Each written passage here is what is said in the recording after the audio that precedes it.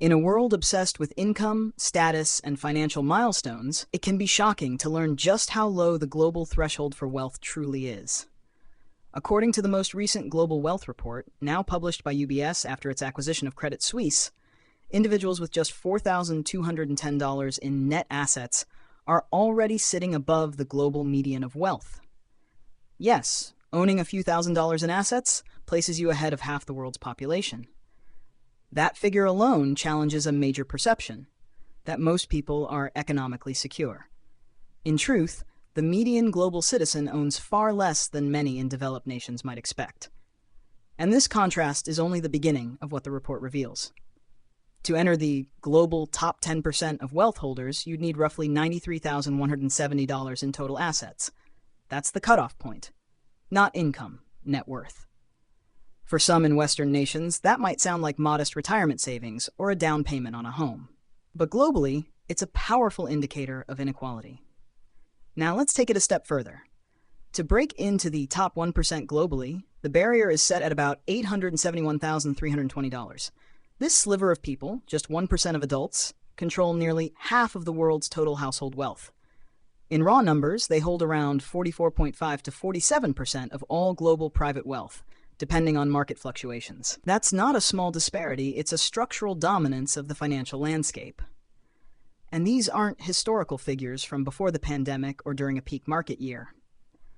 These numbers reflect current conditions, updated after a year of worldwide financial stress, inflation, currency devaluations, and a shifting global economy. Interestingly, despite some losses in 2022, the first net decline in global wealth since the 2008 financial crisis, global wealth is expected to rebound aggressively in the coming years. The data suggests a projected 38% increase in global wealth by 2027, reaching an estimated $629 trillion in total net assets globally. That's a massive jump, and much of it is expected to come not from the already wealthy nations of the West, but from emerging middle-income markets. That's a shift worth watching closely. The report makes it clear. While global wealth declined by about 2.4% in 2022, primarily due to a strong US dollar, volatile markets, and interest rate hikes, the wealthier classes still retained a dominant share of total resources. And as markets stabilize, projections show that not only will wealth levels recover, they will expand dramatically, especially among middle-class populations in Asia and parts of Latin America. One of the most striking parts of the data is this. Even a net worth of under $100,000 can place you among the top global elite. This isn't a message about how rich you are. It's a message about how unequally distributed the world's wealth truly is. But there's another layer that makes the report even more dramatic. The number of millionaires worldwide is set to grow from around 59 million to 86 million by 2027. That's an increase of nearly 50%. Despite financial slowdowns, rising interest rates, and geopolitical tension, millionaire status is expanding faster than ever, especially in countries where the middle class is growing and real estate or tech sectors are booming. It's also worth noting that while wealth inequality remains high, the share of global adults with wealth below $10,000 has dropped dramatically in the last 20 years. In 2000, about 75% of the world's adults had less than $10,000 in assets. Today, that number is below 40%. At the same time, the proportion of adults with wealth between $10,000 and $100,000 has more than doubled. That's a massive demographic shift. More people than ever are moving into a kind of modest global middle class. But, and this is crucial, the very top still accumulates wealth at a much faster rate. In other words, many are rising, but the elite are rising even faster. So, what does this tell us? It tells us that while billions of people are climbing out of extreme poverty, and more people have access to financial tools, education, and economic opportunity than at any time in history, the distribution of actual assets, capital, land, stocks, cash reserves, and real estate, is becoming more concentrated. It's not just about income anymore. It's about what you own and how that ownership compounds. The structure of modern economies tends to reward those who already possess assets. As interest compounds, stocks appreciate, and real estate values rise, The wealthy see their fortunes grow faster than the rate at which wages improve for most working people. This is the logic of capital accumulation, and it's not a flaw of the system, but a feature of it.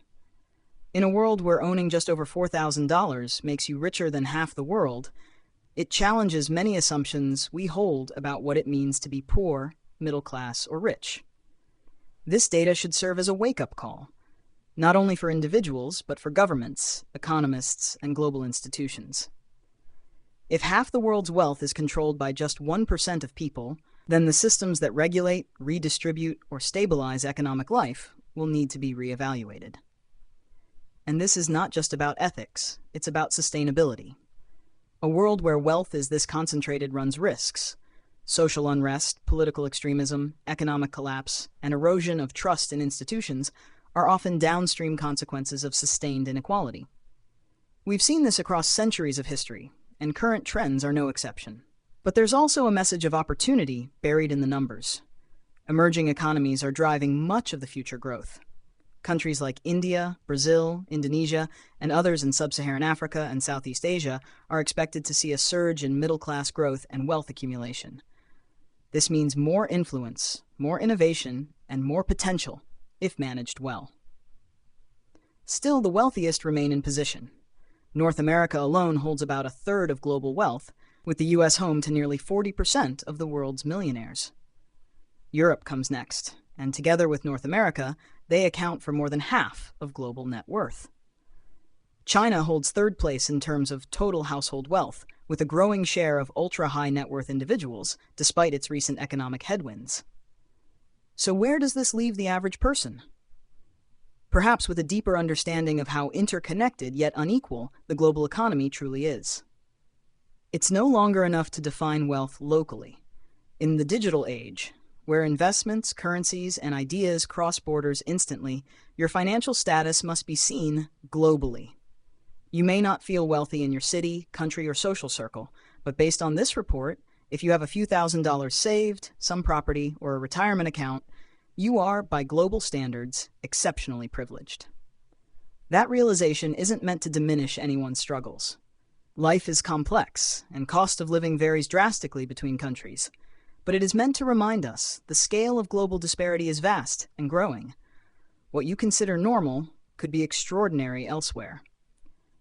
This new data from the Global Wealth Report doesn't just chart numbers. It tells a story of modern economics.